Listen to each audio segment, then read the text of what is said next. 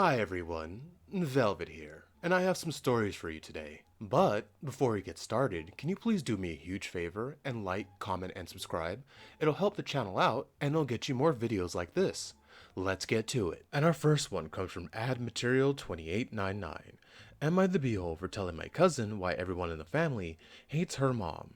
So yesterday, my 28-year-old male cousin celebrated her 18th birthday. This time, because she's an adult, she was in charge of her own guest list when it comes to family members, so I was the only family member she invited. We've always had a great relationship. I wasn't aware of this when I got there, so I asked her why she didn't at least invite her grandparents. Her answer was kind of obvious, because everyone in the family always treated her mom like shite, and since her mom said she didn't have to invite everyone in the family, this time she chose not to. What I didn't understand though, was why not her grandparents? They always treated my cousin great. She said the following: yes, they gave her nice gifts, but they always talked down to her mom and didn't help her out when they struggled financially. My aunt's a single mom, and dad never paid child support, and she also had a lot of debt. Well, it was kinda obvious, she still didn't know the truth. So I figured she's old enough, legally an adult, and if she goes no contact with our grandparents, the truth will come out eventually. They're planning on paying for her college, so I might as well rip off the band-aid now. So I told her why her mom was ostracized by the family. My aunt was the youngest of 5 children. Being the youngest, she was always doted on. My grandparents are hard workers, still didn't retire in their 70s. They put all their kids through college. When my aunt used her college fund to start a bakery, instead of cutting off like they threatened to do with the other kids, they were actually happy for her and they supported her. Obviously, this strained the relationship with the other siblings, but they still loved each other. Now, initially, the bakery was a success. I'm not too aware of all the details either. What I do know is that come the 2008 financial crisis, things weren't looking too good, and to avoid bankruptcy, my aunt took loans from some loan sharks. Ooh. Long story short, it wasn't pretty, and my family had to go through some difficulties to help out my aunt. The police also got involved. After that, the relationship between siblings got incredibly strained. They really wanted nothing to do with her, and my grandparents decided that my aunt would have to figure out how to pay the remaining debt back. To the banks, not to the sharks, herself. But they always treated my cousin properly. After telling her this, my cousin froze. Her first reaction was to go ask her mom, hoping it wasn't true. Her mom froze, started crying, pretty much at admission of guilt. Then all hell broke loose, screaming and shouting, calls to the rest of the family. Now, I'm the beehole. I'm gonna say no, you're not the beehole. Like you said, eventually it's gonna come out when people start figuring out why she didn't invite them, and they're gonna tell her the whole story and not stick up for the mom, because the mom made some really stupid mistakes getting into loan sharks. That's not fun, probably having to bring in the whole family to pay for some of her debt to at least have it so she only owes the banks, where people aren't trying to chase her down and break her legs. Pretty sure the banks won't do that. At least I hope they won't. Like you said, the grandparents are going to start paying for her college. She's going to shoot herself in the foot if she starts mistreating them like that, you know what I mean? So I'd say you're also looking out for her too. No, not the beehole. No matter what happens, I think that story was going to come out.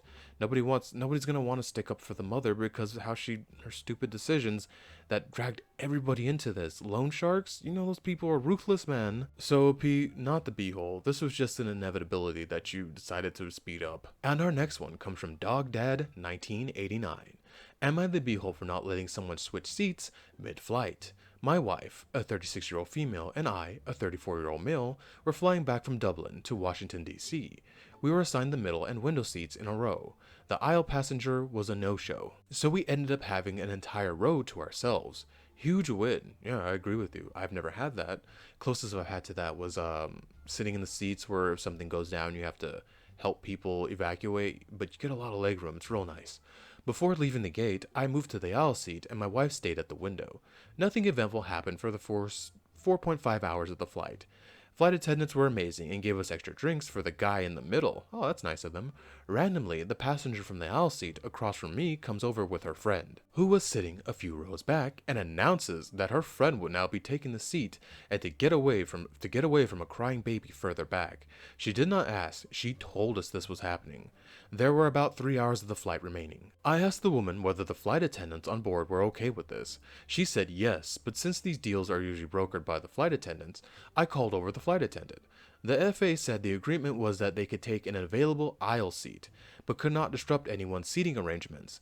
The woman then starts being about how I was assigned the middle, but then moved to the aisle before takeoff. So I shouldn't even have the aisle seat. I had been sitting there for almost 5 hours, and we had already distributed our items all over the row. The woman and her friend disappear and talk to another flight attendant for about 5 minutes. The woman across the aisle then comes back to her seat and then proceeds to yell at me, saying, her friend will not be sitting there. Not because she wasn't allowed to, because I was so incredibly rude, and that I was an effing a-hole. I kept my eyes on the show, and I was watching. I don't know why she told you that, like it'd make you feel bad. Oh, so, you know what I mean? You guys are getting what you want, and oh, you're rude. Who the hell cares? That feels like some Karen energy. See a lot of people getting escorted off of planes nowadays. The only thing I did the entire time was talk to the flight attendant, and I did not say anything else to this woman, although I would have liked to. Am I the beehole for not volunteering the middle seat mid-flight? Okay, OP. I see some people in the comments saying that you're the beehole.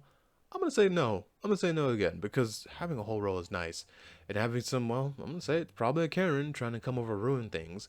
And she's already lying to you guys, saying the flight attendant said it was cool. But good on you for calling the flight attendant, because that's the smart thing to do. And then I would just do what the flight attendant said. If she said, yeah, you guys gotta move, I would have sucked it up and moved and dealt with the friend. But she said you didn't have to move. There, the problem's done. Go with what the flight attendant says, you know what I mean? And then her coming back and yelling at you guys. Imagine her friend. I doubt her friend's any better than her. Probably would have been terrible to be next to.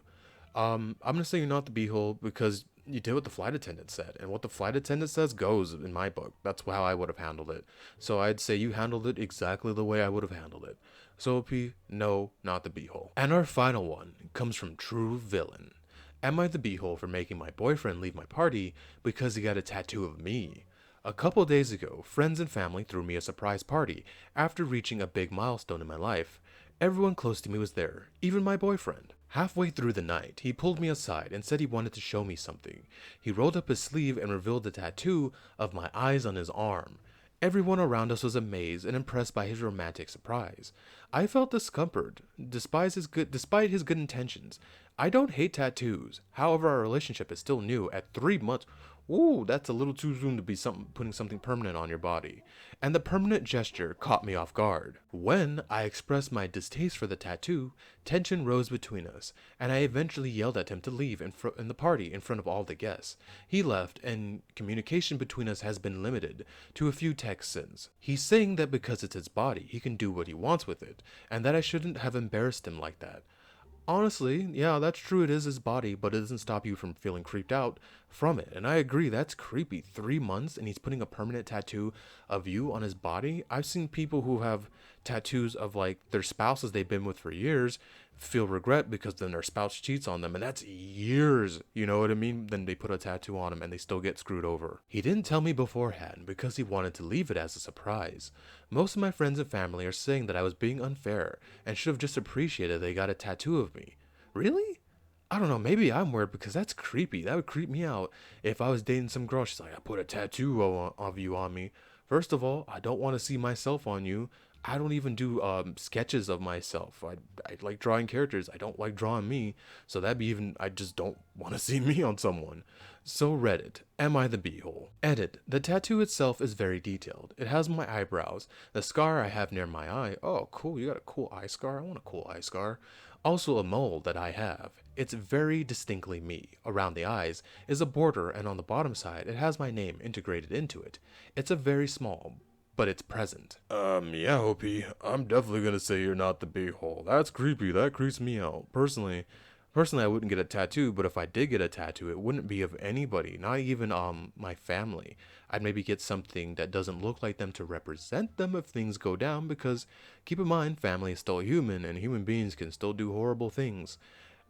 Personally, I would get like my dog or a character I've designed, but not someone, especially if I've only been with them for 3 months. That's way too soon to put permanent ink on your body like that. It's only 3 months. What if something happens and you guys break up? Like, I don't know, he gets a tattoo of you and you break up with him, because it's creepy. He's gonna have you on him for, I don't know, ever, unless he pays to get it removed, and that's not an easy process. So with that, OP, I'm gonna say you're not the beehole.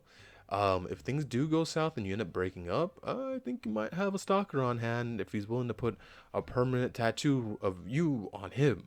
So OP, not the beehole, and I will pray for your safety and hope things do not escalate. Thank you for making it to the end of the video with me, and can you please do what I said in the beginning, and like, comment, and subscribe. It really and truly does help the channel out, it helps it grow, and it helps you get more videos like this. Velvet out.